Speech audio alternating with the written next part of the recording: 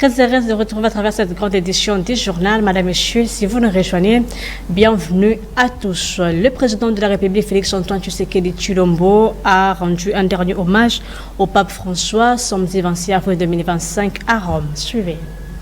Le pape François a quitté la terre des hommes. Il est décédé lundi 21 avril 2025 des suites d'une maladie. Mardi le 22 avril, le président de la République Félix-Antoine Tshisekedi Tshilombo s'est rendu à la nonciature apostolique de Kinshasa. Sur place, il a exprimé toute sa compassion aux nonces apostoliques à la suite du décès du souverain pontife.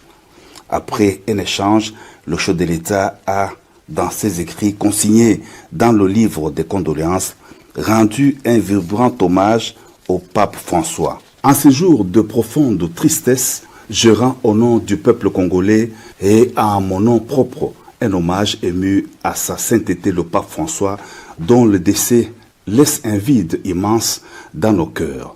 Pasteur d'une humanité rare, il a incarné l'amour, l'humilité et l'espérance, guidant l'Église et le monde vers la paix et la fraternité, a écrit le président de la République dans les livres des condoléances de la nonciature apostolique de Kinshasa. Clôture du séminaire de formation en archivistique organisé à l'intention des agents et cadres de l'INACO Congo Central et du personnel des entreprises de la province samedi 26 avril 2025. Christine Minga Sakina nous en parle. Les archivistes des entreprises de la province, notamment de l'OCC, de la CNCS, prêtent serment devant le DG de l'Institut national des archives du Congo, INACO, en sigle, Emeka Songo Mandé, en présence du ministre provincial de la Culture et des Arts, Cornelis Mbilouvela. Ceci intervient après le séminaire de formation à l'intention des agents et cadres de l'INACO et du personnel des entreprises de la province. Auparavant, le directeur provincial de l'INACO Congo Central, Apollinaire Kibanda, souhaite la bienvenue aux invités. Le DG Emeka Songo Mandé exhorte les séminaristes à valoriser le métier d'archiviste tout en indiquant son importance. Il y a des choses qui vous sont permises et les autres non. Et d'ailleurs, on insiste surtout sur le fait qu'un archiviste n'a que deux yeux, il n'a pas de bouche. Partout où vous irez, vous allez voir des archives, il y a des contenus dans ces archives-là, vous voyez seulement, vous n'avez pas de bouche. Parce que quand vous commencez à parler, vous aurez des problèmes, vous divulguez des secrets. Et notre service, c'est un service qui relève de la sûreté de l'État, parce que nous gérons le secret de l'État à travers ce qu'on appelle archives. Nous avons fait un effort pour que vous puissiez être édifiés, être meublés spirituellement, quitte à voir maintenant sur terrain comment vous allez vous comporter. Le ministre provincial de la Culture et des Arts félicite les apprenants et promet son accompagnement et sa collaboration à l'INACO Congo Central. Il faut toujours nous approcher. Nous sommes là, nous sommes un prolongement du pouvoir central et nous sommes là pour vous accompagner, vous encadrer et vous devez être fiers de collaborer avec nous pour le meilleur et pour le pire. Puis intervient la remise des brevets et des cartes aux récipiendaires des entreprises publiques et aux agents de l'INACO Congo Central. Ceux-ci remercient les formateurs et les autorités de l'INACO pour les connaissances acquises. Nous sommes heureux d'avoir suivi cette formation de renforcement des capacités dans le but de perfectionner les personnes que nous sommes en archivage conformément aux principes et normes exigées. Nos remerciements s'adressent à tous les corps d'organisateurs et formateurs pour cette initiative scientifico-technique en archives. Les autorités de l'INACO, le ministre de la Culture et des Arts et Patrimoine, le chef des divisions provinciales et autres personnalités signent le livre d'or où ils expriment leurs vœux chaleureux, les félicitations et conseils aux récipiendaires. Une photo des familles sanctionne la cérémonie. Les agents de la DGRKC Congo Central sont en formation pour la maîtrise du logiciel mis en place par Intégrité Technologie pour la modernisation de la perception des taxes sur la moto à 2 ou 3 roues. La formation se déroule au sein de l'Intégrité Technologie en ville basse. Suivez.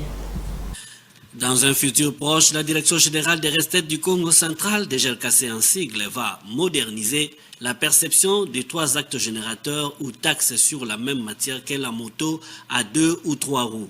Il s'agit de la TCR pour la province, de la taxe de stationnement pour la ville et de la taxe de numérotation pour la commune. En vue d'éviter les désordres et l'écoulage des recettes, la DGRKC mutualise ces actes générateurs à travers Integrity Technologies, une sorte de guichet unique.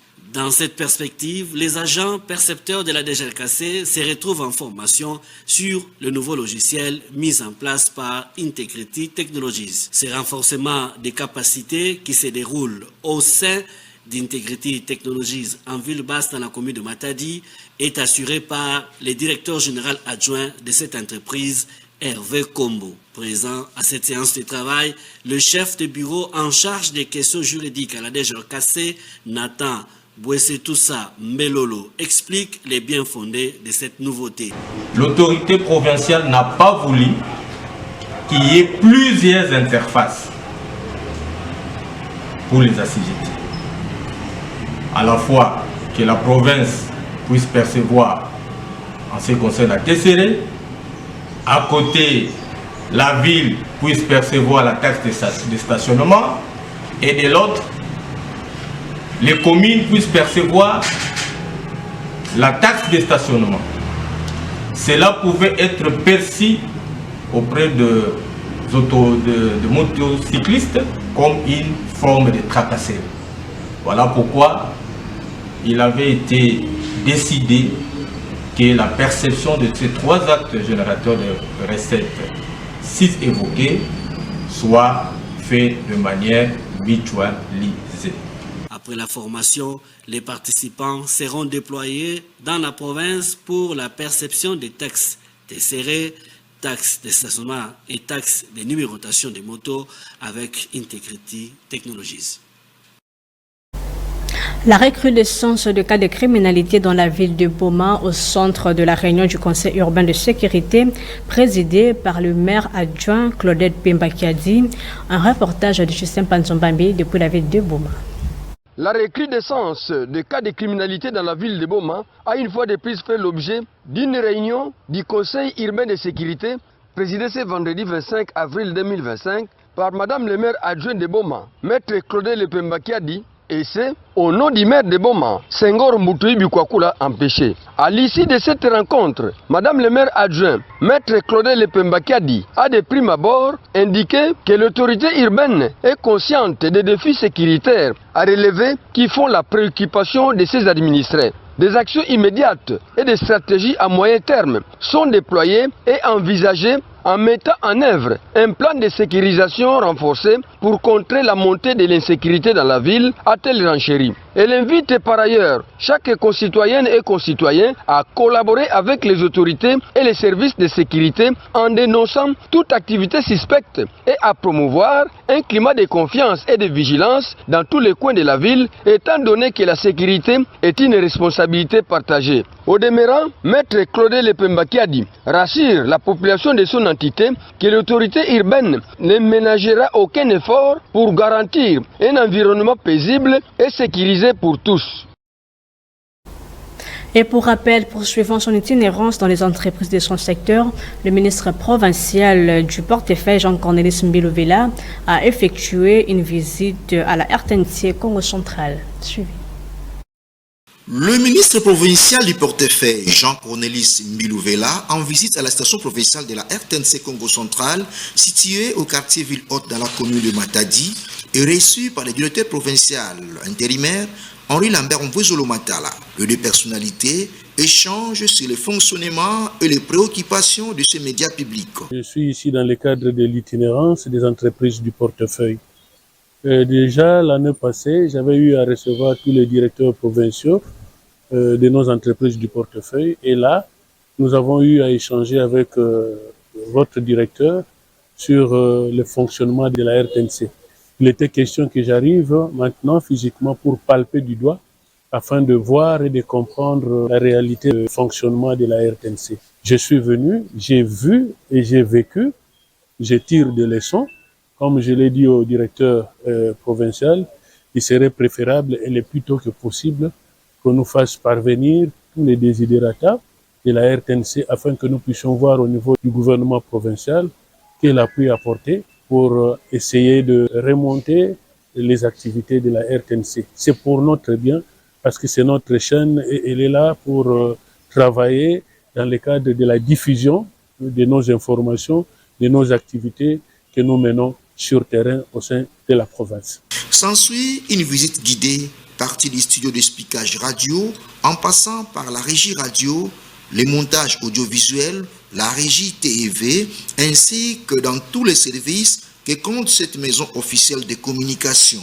Une visite qui prouve la volonté du gouvernement provincial, celle d'accompagner son outil d'information, de communication et de divertissement. Pour nous, c'est une joie. La RTNC, c'est l'instrument de la province pour la communication. La présence du ministre nous apporte l'espoir parce qu'ils apprennent peut-être à distance, mais vivre des visus, ce qui se passe à la RTNC, comment la RTNC fonctionne, c'est un honneur pour nous. Donc, pour nous, c'est une grande joie et un grand espoir. Le ministre provincial du portefeuille rentre satisfait de cette visite qui lui a permis d'avoir une idée exacte sur la santé de la RTNC Congo central, appelée à rayonner à travers toute la province du Congo central.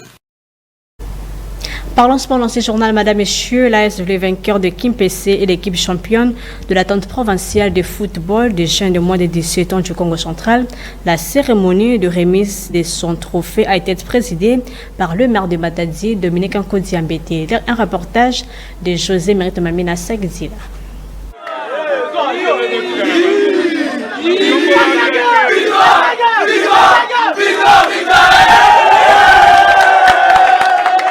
L'association sportive Les Vainqueurs de Kimpese du cercle de football de Songololo est sacrée championne de l'entente provinciale de football de jeunes de moins de 17 ans du Congo central édition 2024-2025.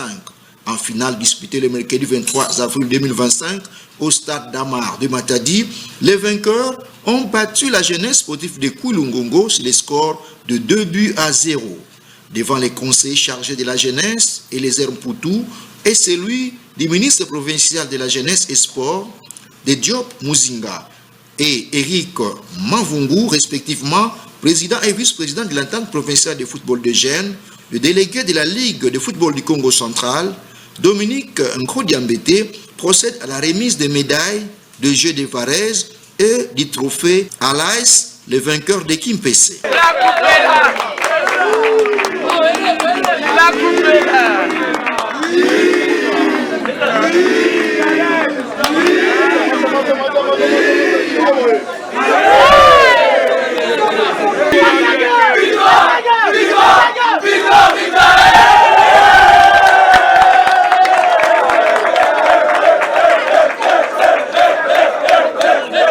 La jeunesse sportive de Kouilungongo, sortie vice-championne, a également droit aux médailles et trophées. Le football club Gauthier de Kimpese, sorti 3e, et la jeunesse sportive de Lukala sont aussi primés. Tous les autres lauréats de cette édition sont récompensés. La meilleure équipe, l'association sportive Les Vainqueurs, le meilleur dirigeant, Josué Luzolo de la jeunesse sportive de Lukala, le meilleur buteur, Matundo Kwanzambi du FC Gauthier avec 4 réalisations, révélation du tournoi, la jeunesse sportive de Lukala, meilleur joueur, Tania Kouitou de l'AS Le Vainqueur, meilleure entité sportive, le cercle de football de Songololo, meilleur arbitre, Brem Ngwangulu. L'entente provinciale de football des jeunes du Congo central est contente d'avoir réussi l'organisation du dit championnat. Le maire de Matadi, Dominique Nkodiambete, met un accent sur cette discipline visant l'encadrement de la jeunesse. Nous avons beaucoup de talents qui chôment à la cité, mais si nous devons les réveiller, c'est à partir des organisations pareilles, des championnats, que nous pouvons détecter des talents qui vont servir ces pays demain. Nous sommes un grand pays de football, nous avons déjà gagné la CAN 2 fois, nous sommes en train de travailler pour gagner la CAN pour la 3e fois avec le président Félix-Antoine Tshisekedi Tshilombo. L'accompagnement de la jeunesse par les sports et les soucis du gouvernement provincial soulignent son conseiller Eliezer Mputu. Signalons que l'AS Les Vainqueurs et la jeunesse sportive de Kouilungongo représenteront le Congo central au prochain championnat national de cette catégorie. Madame, Messieurs, bouclons cette édition du journal par la page rétrospective qui retrace pour vous quelques faits de la semaine qui vient de s'achever dans ses commentaires de Espérance Kamoucha.